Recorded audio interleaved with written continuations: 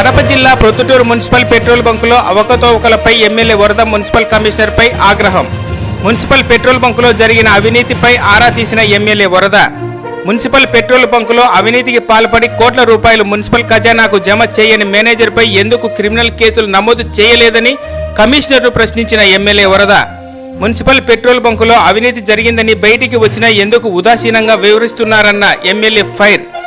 Petrol బంకులో audit లావాదేవీలలో పై report ఉన్నతాధికారులకు ఇవ్వాలని ఆదేశించిన ఎమ్మెల్యే వరద.